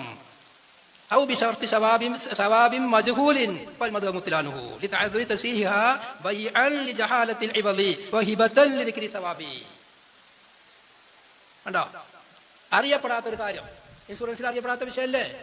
വണ്ടി ഇൻഷുർ ചെയ്യുമ്പോൾ വണ്ടി എവിടെ മുട്ടും, എത്ര സംഖ്യ ആക്സിഡന്റ് പറ്റുമോ എന്ന് അറിയില്ലല്ലോ. ആരോഗ്യ ഇൻഷുറൻസിൽ ആരോഗ്യത്തിന് ഇവർക്ക് രോഗം വരുമോ എന്നറിയോ? അറിഞ്ഞാൽ എന്ത് രോഗം വരണ്ടെന്നറിയോ? അങ്ങനെ മജഹൂലായി കഴിഞ്ഞാൽ ആ ഇടപാട് ബാത്തിലാണ്, അത് ഹറാമാണ്, കൊടുക്കാൻ പാടില്ല, കൊടുത്ത വശം തിരിച്ചു വാങ്ങണം. ഇനി നമ്മൾ ഒന്നാമത്തെ വാത്തിനോട് സമ്മതിക്കുക എന്നാൽ തന്നെ ആ കൊടുത്ത സംഖ്യ തിരിച്ചിട്ടാൻ എന്തെങ്കിലും മാർഗമുണ്ടോ? കൊടുത്ത സംഖ്യ തിരിച്ചു കിട്ടാൻ എന്തെങ്കിലും മാർഗമുണ്ടോ? ഒരു മാർഗമില്ലല്ലോ. നഷ്ടം വന്നാൽ നഷ്ടം നികത്താൻ വേണ്ടി കേസ് കൊടുക്കാനല്ല. എന്താ എന്നാൽ തന്നെ വാങ്ങാൻ ആ കൊടുത്തതേ വാങ്ങാനും പറ്റുള്ളൂ, കൊടുത്തതിലേറെ വാങ്ങാനും പറ്റൂലല്ലോ. പിന്നീട് ചിന്തിക്കേണ്ട മറ്റൊരു വിഷയം എന്താ? ഇന്നത്തെ നമ്മളെ വണ്ടി ഇൻഷുറൻസ്, വണ്ടി റോട്ടിൽ കിടക്കെങ്കിൽ ഇൻഷുർ ചെയ്തേ പറ്റൂ. ഗവൺമെന്റ് നിയമമാണ്. അവിടെ വെറൂറത്തിന്റെ മസലയാണ് വരിക. ഭക്ഷണം ഒന്നും കിട്ടാതെ വെക്കുമ്പോൾ ശവം തിന്നാലോ പന്നി തിന്നാലോ അത് അസിൽ ഹറാമന്നല്ലേ? പക്ഷേ പ്രത്യേക സാഹചര്യത്തിൽ കഴിക്കാം എന്ന മാതിരി വണ്ടി അനിവാര്യമായ സംഭവമാണ്. അതുകൊണ്ട് തന്നെ വണ്ടി ഇറക്കേണ്ടി വരാൻ തേർഡ് പാർട്ടി ഇൻഷുറൻസ് ചെയ്യുന്ന നിർബന്ധവുമാണ്. അത് ചെയ്യാം. അത് ചെയ്യുമ്പോൾ ആ കൊടുത്ത പൈസ തിരിച്ചു വാങ്ങാൻ നോക്കുന്നുണ്ട്. അതിലേറെ നഷ്ടം ഞാൻ സഹിച്ചോളണം. അത് വാങ്ങുന്ന പൈസ വാങ്ങുന്ന കൊടുത്തിലേറെ വാങ്ങുന്നത്. അതുപോലെ ഇനി മറ്റുള്ള ഇൻഷുറൻസ് പമ്പർ ടു പമ്പർ അത് ചെയ്യുന്നതും തെറ്റാണ്. ആ കൊടുത്ത വാങ്ങാൻ പൈസ തിരിച്ചു വാങ്ങാം എന്നല്ല, ചെയ്യാൻ പാടുള്ളതല്ല അത്. അപ്പൊ വളരെ ചിന്തിച്ച് മനസ്സിലാക്കേണ്ട വിഷയമാണ്. നിബന്ധനയോട് കൂടെ ദാനം ചെയ്യലാക്കിക്കൂടെ എന്നുള്ള ചോദ്യത്തിന് മറുപടി ആക്കിക്കൂടാ. എന്തുകൊണ്ട്? ആ നിബന്ധനയിൽ വെക്കുന്ന സാധനം, ആ ആവശ്യം അത് മഅലൂമായതായിരിക്കണം. അത് ഇൻഷുറൻസ് കമ്പനിയായിട്ട് നടക്കാൻ പറ്റൂല. ഞാൻ അടുത്തവർ ഇങ്ങനെ ആയി പറ്റൂ. എന്താ ഫെബ്രുവരി ലാസ്റ്റ് ഞാൻ ഇന്ന് ഇൻഷുർ ചെയ്യാൻ ഇൻഷുറൻസ് കമ്പനിക്കോട് പറയാണ്, നാളെ എന്റെ വണ്ടി അല്ലെങ്കിൽ അടുത്ത ജൂണിൽ മഴ പെയ്യുമ്പോൾ ജൂൺ 15-ാം തീയതി എന്റെ വണ്ടി ആക്സിഡന്റ് ആകും, അപ്പൊ നിങ്ങൾ നന്നാക്കാനുള്ള പൈസ തരണം എന്ന നിബന്ധന കൂടെ ലക്ഷം തന്നു. ശരിയാണ്. അങ്ങനെ പറ്റും. അങ്ങനെ സ്വീകരിക്കുന്ന ഏതെങ്കിലും കമ്പനി ഉണ്ടോ? മഅലൂമായിരിക്കണം, ഇന്നതാണ് ഈ പറയുന്നത് എന്ന്. മഅലൂമല്ലാത്ത മജ്ഹൂലിൽ ഒരു കാരണവശാലും പണം കൊടുക്കൽ ഹദിയ കൊടുക്കൽ പറ്റൂല. തൊഴഫയാണ് പറയുന്നത്. പിന്നെ ഇവിടെ തെറ്റിദ്ധരിപ്പിക്കാൻ വേണ്ടി ഉപയോഗിക്കുന്ന ഒരു ഇബാറത്താണത്. മറ്റൊരു ഇബാറത്താണ്. നബി സല്ലല്ലാഹു അലൈഹി വസല്ലമ തങ്ങളുടെ കാലത്ത് ഇൻഷൂർ ഉണ്ടായിരുന്നു. എന്താ തെളിവ്? ബഹുമാനപ്പെട്ട അശരിയാക്കൾ, മുത്തഫഖ് അലൈഹി ഹദീസ്, ബഹുമാനപ്പെട്ട അശരിയാക്കൾ അബൂ മൂസ അശ്ശരിയാണ് റിപ്പോർട്ട് ചെയ്യുന്നത്. മുത്തഫഖ് അലൈഹി വളരെ സഹിഹ ഹദീസാണ്. മഹാനായ മഹാന്മാരായ അശരിയാക്കൾ യുദ്ധത്തിൽ അവരുടെ പണം തീരുകയോ അവരുടെ സമ്പാദ്യം തീരുകയോ അല്ലെങ്കിൽ അവർ യുദ്ധത്തിലല്ലാതെ മദീനയിലാകുന്ന സമയത്ത് അവർക്കുള്ള ഭക്ഷണം കുറവാവുകയോ ചെയ്താൽ അവർക്കുള്ള പണങ്ങളെ എല്ലാവരുടെയും ഓരോരുത്തരെയും അടക്കമുള്ള ഭക്ഷണങ്ങളെല്ലാം ഒരുമിച്ച് കൂട്ടി ഒരു സുപ്പറയിൽ ഒരു വസ്ത്രത്തിൽ കൊണ്ടുവന്ന് എല്ലാവരും ക്ഷേപിക്കും. അശരിയാക്കൾക്ക് പ്രശ്നം വന്നാൽ, ഭക്ഷണം കുറഞ്ഞാൽ, ഭക്ഷണം ഇല്ലാതെ ആയാൽ ഉള്ള ഭക്ഷണം എല്ലാം കൂടി ഒരു തുണിയിൽ ഒരു സുപ്പറ വിരിച്ചിട്ട് അതിൽ കൊണ്ടുവന്നിടും. എന്നിട്ട് അവര് ഒരു പാത്രത്തിൽ, ഒരു അളവ് പാത്രത്തിൽ, ഒരേ പാത്രത്തിൽ അളന്നിട്ട് എല്ലാവർക്കും കൊടുക്കും. വളരെ സമമായിട്ട് ഒറ്റ പാത്രം കൊണ്ട് എല്ലാവർക്കും ആര് തോര കൊണ്ടുവന്നു ആര് കുറച്ച് കൊണ്ടുവന്നു എന്നുള്ളതല്ല, ഇല്ലാതെ ആയി കൊണ്ടാകത്ത് കൊടുക്കും. എല്ലാവർക്കും അതിൽ നിന്ന് ഒരേമാതിരി അളന്നു കൊടുക്കും. ഫഹും മിന്നി വാന മിൻഹും. ഈ ഹദീസാണ് സഹാബത്തിന്റെ കാലത്ത്, നബി തങ്ങളുടെ കാലത്ത് ഇൻഷൂർ ഉണ്ടായിരുന്നു എന്ന് തെളിവ് പറഞ്ഞത്. നമ്മൾ സാധാരണ ബദരീങ്ങൾ ആണ്ട് നടത്തലില്ലേ? ഓമാനു ശ്രോതാക്കളാണ്ട് അങ്ങനെ പല പരിപാടികൾ നമ്മൾ നടത്തുന്നുണ്ടല്ലോ. ഓരോരോ വീട്ടിൽ നിന്നും അവരവരെ കഴിവിനനുസരിച്ച് പണം കൊടുക്കും. എന്നിട്ട് അതെല്ലാം കൂടിയിട്ട് ഭക്ഷണം ഉണ്ടാക്കും, പോത്ത് വാങ്ങും, അറക്കും.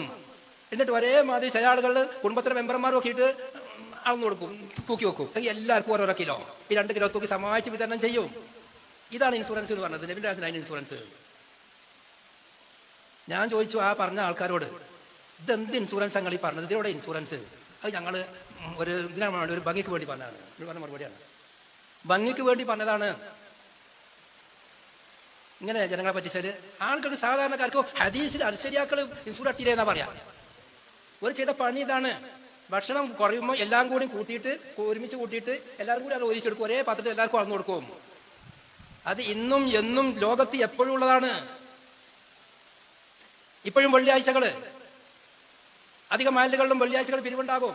4, 5, 8, 10 മുത്താലിമികൾ റമദാനിലാവുമ്പോൾ എല്ലാവരോടും കൂടി പിരിച്ചും. എന്നിട്ട് സമയത്താണ് ഒരിച്ചു കൊടുക്കും മുത്താലിമികൾക്ക്. അങ്ങനെ പലതേക്കുന്ന പിരിച്ചെടുത്തിട്ട് ഒരു വിഭാഗത്തിനോ അല്ലെങ്കിൽ പല വിഭാഗം ഒരിച്ചു കൊടുക്കൽ പണ്ടേ ഉള്ളതല്ലേ, ഇന്നും ഉള്ളതല്ലേ? അത് ഇൻഷൂറാണോ? അതൊക്കെ ജനങ്ങളെ വഞ്ചിക്കാൻ വേണ്ടി ഉപയോഗിക്കുന്ന പ്രയോഗമാണ്. മറ്റൊരു സംഭവം, ഹജ്ജിന്റെ ബാബില് അസ്ലമത്താലിബിന്റെ ഇബാറത്തുണ്ട്. ഞാൻ വ്യക്തമായി എഴുതുകയാണ്. തൊയ്ഫന്റെ ഇബാറത്താണ് കുറച്ചൊരു അവ്യക്തതല്ല. തൊയ്ഫന്റെ ഇബാറത്ത് തൊയ്ഫന്റെ ശൈലിയിൽ എഴുതിയതേ ഉള്ളൂ. അതിന് വിശദമായിട്ടതാ. ഹജ്ജിന് ഭക്ഷണത്തിന് പകരം ഹജ്ജ് കണ്ട സമ്പ്രദായം ഉണ്ട്. ഭക്ഷണത്തിന് പകരം ഹജ്ജ് കണ്ടില്ലേ? ഭക്ഷണത്തിന് പകരം ഹജ്ജ് കണ്ട സംഭവമുണ്ട്. ഇതിന്റെ സ്ഥിതി എന്താണ്? ഒരാളോട് പറയാം, ഇതിന്റെ വാപ്പാക്ക് വേണ്ടി ഹജ്ജ് ചെയ്തു വരുമോ? അതിന്റെ ചെലവ് ഞാൻ വഹിച്ചോളാം. യഥാർത്ഥത്തിൽ ഹജ്ജിന് എന്ന് പറഞ്ഞാൽ ഒന്ന് മനസ്സിലാക്കേണ്ടതുണ്ട്, ഹജ്ജിന് ചെലവുണ്ട്, ഹജ്ജിന് കൂലിയുണ്ട്. ഒരാളെ കൊണ്ട് മറ്റൊരാൾക്ക് വേണ്ടി ഹജ്ജ് ചെയ്യിപ്പിക്കണമെങ്കിൽ അയാൾ ചെയ്യേണ്ട കാര്യം ചെയ്യാൻ അയാൾ മക്കത്തെത്തണം. എന്നിട്ട് ഹജ്ജിന്റെ കർമ്മങ്ങൾ മുഴുവൻ ചെയ്യണം, തിരിച്ചു വരണം. അതാണ് ചെലവ്. എന്നാൽ ജീവിക്കണം. പക്ഷെ മറ്റൊരാൾക്ക് വേണ്ടി ചെയ്യുമ്പോൾ ആ ചെലവോട് കൂടെ ചെയ്തിട്ട് കൂലി കൊടുക്കണ്ടേ? നമ്മളൊരു സ്ഥലത്ത് പണിക്ക് പോയാൽ ആ പണിക്കാന്നത്തെ ചെലവ് വന്നാൽ മതിയോ? പണിയെടുത്തിന് കൂലി വേറെ വേണ്ടേ? ഏതൊരു ഹജ്ജിന് കൂലി കൊടുക്കണം. അയാൾ പോകുമ്പോൾ ചെയ്യുന്ന അതേമാതിരി പോയി ഒരാളുടെ ചെലവും അതോടുകൂടെ ഇയാൾ അയാൾക്ക് വേണ്ടി ചെയ്തിട്ട് കൂലി വേറെ കൊടുക്കണം. ആ കൂലില്ലാതെ മക്കത്തൊക്കെ നമ്മളെ കുറെ ദ്വാരൊക്കെ നടക്കില്ലായിട്ട് പല ആളുകളും അതിന് സന്നദ്ധരാകും. കൂലിക്ക് ഭക്ഷണം ചെലവ് കിട്ടിയാൽ മതി, ഇതിന്റെ ചെലവ് പൈസ മതി. ഹജ്ജിന്റെ ചെലവ് 4 ലക്ഷം 5 ലക്ഷം ഉള്ള നാളി ഹജ്ജ് കമ്മിറ്റി കെട്ടാളെ പൈസ നാളെ ഗ്രൂപ്പിൽ പൈസ കൊടുത്താൽ ഇത് ചെയ്തു വരുമ്പോൾ ഒന്നും കൊടുക്കണ്ട. എന്നുവെച്ച് വലിയ ഉസ്താദന്മാരെ പറഞ്ഞേക്കണമെങ്കിൽ മരിച്ചയാൾക്ക് വേണ്ടി ഹജ്ജ് ചെയ്യണമെങ്കിൽ ചെലവ് എന്തായാലും വേണ്ട. ആ മരിച്ച ആൾ പോവുകയാണെങ്കിൽ വേണം ചെലവ്. അതുകൊണ്ട് ഇയാൾ അയാൾക്ക് വേണ്ടി ചെയ്യുന്ന കൂലി ചിലപ്പോൾ 5 ലക്ഷം റുപ്യ ഹജ്ജിന് ചെലവുണ്ടെങ്കിൽ ഇയാൾ കൂലി 10 ലക്ഷം കൊടുക്കേണ്ടി വരും, എന്നാലേ പോവുള്ളൂ.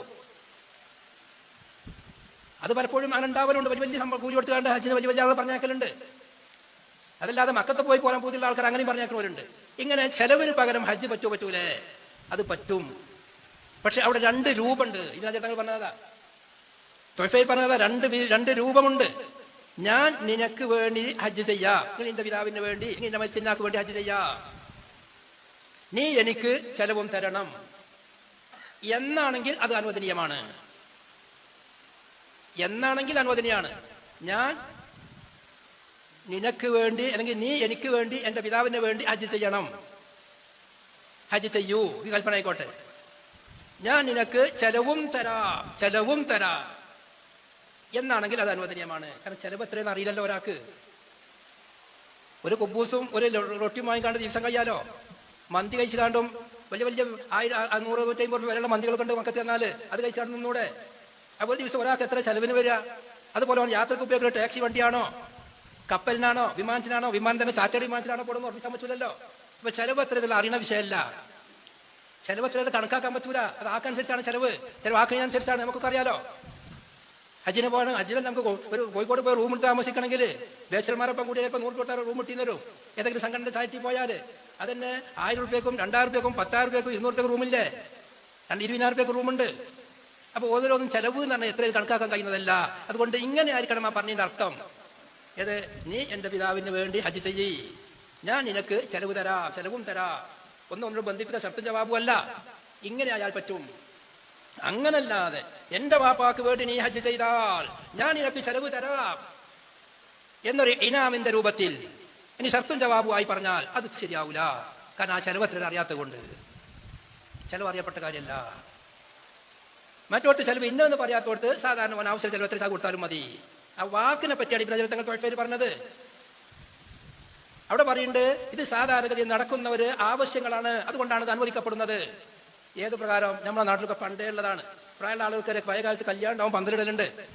അങ്ങാടിക്കാണ്ട് പോകും, കല്യാണത്തിന് തലേന്ന് 2 ദിവസം മുമ്പ് ഒരു ചെറുപ്പക്കാട് വരും, വരികടാ നിങ്ങൾക്ക് പള്ളറച്ച് തിന്നാൻ തരാ, ചോറ് ഇറച്ചും ചോറും തരാ, പന്തലിടി അറിയോ ഇല്ലേ? നമ്മുടെ നാട്ടിൽ നടപ്പാണത്. ഇന്നും ഒരു മരം മുറിച്ചിട്ടു, ആ മരം മുറിച്ചു കൊടുത്ത് വണ്ടികളോട് കയറ്റിടണം. എന്താ പറയാ, ചെറുപ്പക്കാർക്ക് കാണിച്ചല്ലോ, ആ മരം അവിടെ കയറ്റണം, നമുക്ക് ചായം കടിയും വാങ്ങി തരാതെ. ഇതാണ് ചെലവ് കൊടുക്കാറിഞ്ഞാല്, ചെലവ് കൊടുത്ത് പണിയെടുപ്പിക്കുക. ഇത് അനുവദിക്കപ്പെടും. അതൊരു കൂലിയായി നിശ്ചയിച്ചു കൊണ്ടായാൽ പറ്റൂല, കാരണം ആ ചെലവത്തേത് പറയാൻ പറ്റാത്തതുകൊണ്ട്. ഇതാണ് തൊഴഫയാണ് ചർച്ച ചെയ്യുന്നത്. അവിടെ അസ്നൽ മത്താലിബ് ഒന്നും കൂടി വിശദീകരിച്ചു. എന്താ അസ്നൽ മത്താലിബ് പറഞ്ഞത്? ഞാൻ നിനക്ക് എന്റെ വകയായി ചെലവ് തരാം, നിന്റെ വകയായി എനിക്ക് ഹജ്ജ് ചെയ്തു തരണം. രണ്ടാളും തബറു. എന്റെ വകയായി നിനക്ക് ഞാൻ ചെലവ് തരാം, നിന്റെ വകയായി എനിക്ക് നീ ഹജ്ജ് ചെയ്തു തരണം എന്ന ഹജ്ജിന് കുഴപ്പമില്ല. അങ്ങനെ ഇടപാടവിടെ നടത്താം. രണ്ടും ഭാഗമായിട്ടല്ലേ, രണ്ടും ഫ്രീ ആയിട്ടാണ്, കുഴപ്പമില്ല. ഇതാണ് ഇൻഷൂർ ഇങ്ങനെ കൂടെ എന്ന് പറഞ്ഞത്. ഇൻഷൂർ തൊഴഫേൽ ഇൻഷൂർ ഉണ്ട് എന്ന് പറഞ്ഞത് ഇൻഷൂർ പതാണ്. 6371 തൊഴഫേൽ ഉണ്ട് പറഞ്ഞല്ലോ. 6361 6121 തൊഴഫേലുണ്ട്. ചന്ദ്രികയിൽ ലേഖനം വന്നതാണ്. ആ ലേഖനത്തിൽ പറയേണ്ടത് ഇത് തൊഴഫേലുണ്ട്, ഇൻഷൂർ പറ്റുമെന്ന്. 6371 അതും ഇൻഷൂറേറ്റ് എന്ത് വന്നത്? അവിടെ ലിൽ ഹാജത്തി എന്ന് പറഞ്ഞ ആവശ്യം ഉണ്ടായത് കൊണ്ട്. ഐമനാണോ പുറത്തോ? അത് ഖുർആൻ തന്നെ റദ്ദ് ചെയ്തില്ലേ? ഫീഹിമാ മനാഫ്യൂ എന്നാണല്ലോ. മൈസറിനെ സംബന്ധിച്ച് പറഞ്ഞു കൊടുത്തു, കളിനെ പറ്റി പറഞ്ഞു കൊടുത്തു, പറഞ്ഞെന്താ അതിൽ കുറെ ഉപകാരമുണ്ട്, കുറെ ഉപദ്രവമുണ്ട് പറഞ്ഞല്ലോ. അപ്പൊ ഉപകാരം ഉണ്ടായത് കൊണ്ട് മാത്രം സംഗതി ഹലാലാവൂല. സാധാരണഗതിയിൽ ചെയ്യുന്ന അമലുകൾ അത് നല്ല നിലക്ക് ഹാൻഡിൽ ചെയ്യാൻ പറ്റുന്നുണ്ട് എന്നാണ് ആ പറഞ്ഞത്. എന്നല്ലാതെ ഇൻഷൂർ കമ്പനിക്കാർക്ക് നിർബന്ധമായി പൈസ കൊടുത്തോളണം. ആ കൊടുക്കലോട് കൂടെ വേണ്ടതായത് എന്നെങ്കിലും അവർ ഉത്തരവാദിത്തം ഏറ്റെടുക്കുള്ളൂ. എന്നിട്ട് അവർ എന്താ കൂടെ കൊടുക്കണമെന്നുള്ള അറിയില്ല. ഇവന്റെ പൈസ കിട്ടി തിരിച്ചിട്ട് അവരുടെ മാർഗവും ഇല്ലാതാനും. മറ്റോട്ട് ഹജ്ജിനോട്ട് രണ്ടാളും അങ്ങോട്ടും കൊണ്ട് കൊടുക്കണം വാങ്ങണമുണ്ട്. ഇവൻ ചെലവും കൊടുക്കുന്നുണ്ട്, മറ്റോ ഹജ്ജും ചെയ്യുന്നുണ്ട്. മരം കയറ്റാൻ വേണ്ടി ചെറുപ്പക്കാരെ വിളിച്ചെടുത്തുമ്പോൾ മരം കൂടെ കയറ്റുന്നതുകൊണ്ട് ഇവർക്ക് ഭക്ഷണം കൊടുക്കുന്നുണ്ട്. ഭക്ഷണം കൊടുക്കണില്ലെങ്കിൽ അത് സ്വീകരിക്കാനുള്ള മാർഗമുണ്ട്. എന്നിട്ട് ഇൻഷുറൻസിലൂടെ അപകടങ്ങളില്ലെങ്കിൽ നഷ്ടങ്ങളില്ലെങ്കിൽ അവരിൽ നിങ്ങളാക്കാൻ എന്ത് മാർഗമുള്ളത്? 2 ഭാഗത്തും പൈസ ഒഴിവാക്കൽ ഇവിടെ ഉണ്ട്. പിന്നെ ഇതുപോലെയാണ് ആ മസല എന്ന് പറയാ. അതുകൊണ്ട് ഒന്നും കൂടി ഞാൻ അവസാനമായി പറയട്ടെ, നമ്മുടെ ഇമാമിയങ്ങൾ, നമ്മുടെ ഉസ്താദന്മാർ ഇതുവരെ പറഞ്ഞു പോന്നത് ഇൻഷുറൻസ്, അതുപോലെ ബാങ്കുമായി ഇടപെടുന്ന കാര്യങ്ങൾ ഗവൺമെന്റിന്റെ നിർബന്ധത്തിലേക്ക് വഴങ്ങിയും കൊണ്ടല്ലാതെ അത് ചെയ്യാൻ ഒരിക്കലും അനുവദിക്കപ്പെടുന്നതല്ല. ഇൻഷുറൻസ് രണ്ടാണെങ്കിലും അത് രണ്ടും ഇസ്ലാം വിരോധിച്ചതാണ്. പിന്നെ ഇസ്ലാമിക ബാങ്കിങ് സംഘടിപ്പിക്കാൻ കഴിയൂലേ? അത് എളുപ്പത്തിൽ സംഭവിക്കാൻ കഴിയുന്ന കാര്യമാണ്. ഇസ്ലാമിക ഇൻഷുറൻസ് ഉണ്ടാക്കാൻ പറ്റൂലേ? നേരത്തെ പറഞ്ഞതുപോലെ കുറെ ആളുകൾ കൂടി ഒരു ചാരിറ്റി ട്രസ്റ്റ് ഉണ്ടാക്കി ആ ട്രസ്റ്റിലേക്ക് പൈസ വരുത്തി, എന്നിട്ട് അതിൽ നിന്ന് ആവശ്യക്കാർക്ക് വിതരണം ചെയ്യാം. അതിനെന്താ വിരോധമുള്ളത്? അതിൽ അംഗത്വം എടുക്കാൻ വേണ്ടി ആദ്യം ഫ്രീ ആയിട്ട് പൈസ വാങ്ങാം. പക്ഷെ അതൊരു വിഭാഗത്തിനേക്കുള്ള സമ്പാദ്യമായി മാറരുത്. അത് പൊതുമുതലായി വരണം, പൊതു സ്വത്തായിട്ട് വരണം. കമ്പനിക്കാരുടെ കുത്തകയായി വരരുത്. കമ്പനിക്കാർ കനിഞ്ഞാൽ മമേ പ്രീമിയം അടച്ചവർക്ക് അതിന്റെ വീതം കിട്ടുള്ളൂ. അങ്ങനെ ആവാൻ പാടില്ല. ഞാൻ തൊയ്യബ് ഹുദവിനെ വിളിച്ചു, വണ്ടി ഇൻഷൂർ ചെയ്യുന്നോടത്ത് വക്കീലാണ് മൂപ്പര്. അപ്പൊ നമ്മൾ പറയലുണ്ട്, ഒരാൾ ചെയ്യേണ്ട നഷ്ടം മറ്റൊരാൾ കൊടുത്താൽ തർക്കമില്ലല്ലോ. ഞാൻ കൊടുക്കേണ്ട പൈസ വേറൊരാൾ വീട്ടിയാൽ ശരിയാവുമല്ലോ. എന്നാൽ ആ നിലക്ക് വണ്ടി ഒരാളെ മുട്ടി തട്ടി ഒരാൾ മരിച്ചുപോയി, ആ നഷ്ടപരിഹാരം ഇൻഷൂർ കമ്പനി കൊടുത്താൽ മതിയാവൂലേ? അതിനെ പറ്റി പഠിക്കാൻ വേണ്ടി ചോദിച്ചപ്പോൾ ഇവിടുത്തെ കോടതി നിയമപ്രകാരം ഇയാൾ 1-ാം പ്രതിയും ഇൻഷൂർ കമ്പനി 2-ാം പ്രതിയും ഈ മരിച്ച ആൾ 3-ാം പ്രതിയായിട്ടാണ് കേസ് ഉണ്ടാകുക. കേസ് കൊടുത്തവരുമായിട്ട് വണ്ടിയും കൊടുക്കുന്ന വണ്ടിക്കും കേസ് ഉണ്ടാകുന്ന. അങ്ങനെ കേസ് കൂടി ഇയാളെ ഉത്തരവാദിത്തമില്ലെന്ന് എൻ്റെ വണ്ടി തട്ടിയതാണ്, അതുകൊണ്ട് നിങ്ങൾ കൊടുക്കണം എന്നിട്ട് അയാൾ കേസ് കൊടുക്കുക, പൈസ കൊടുക്കുകയൊന്നും ചെയ്യുന്നില്ല. അയാൾ വയ്യും. ഇൻഷൂർ നോക്കി ഓട്ടെ അറിയും. ഇൻഷൂറാണ് ഈ കൊടുക്കാനുള്ള മാർഗം ഉണ്ടാവും നോക്കൂ. അപ്പൊ കൊലയാളിക്ക് ഖത്തർ നിൽക്കാണെങ്കിലും അംദം നിൽക്കാണെങ്കിലും ശിബിർ അംദാണെങ്കിലും കൊലയാളിക്ക് കിട്ടേണ്ട അവകാശം അത് കിട്ടാൻ വേണ്ടി ആരും പ്രവർത്തിക്കൂല. ഇൻഷൂർ കമ്പനി ഇല്ലാതെ നോക്കുള്ളൂ. അങ്ങനെ കിട്ടുകയാണെങ്കിൽ അത് വാങ്ങാൻ പറ്റൂലേ? അതുകൊണ്ട് അവകാശമായതുകൊണ്ട് വേറെ ആൾ വീട്ടുകാർക്ക് വാങ്ങാൻ പറ്റും. പക്ഷെ ആ പൈസ കൊണ്ട് വരണമല്ലോ നോക്കണം. ഇതുമായി ബന്ധപ്പെട്ട ചർച്ച ഇവിടെ വെച്ച് അവസാനിക്കുകയാണ്. അള്ളാഹു നമുക്ക് നന്മ നൽകാൻ തൗഫീഖ് നൽകുമാറാവട്ടെ.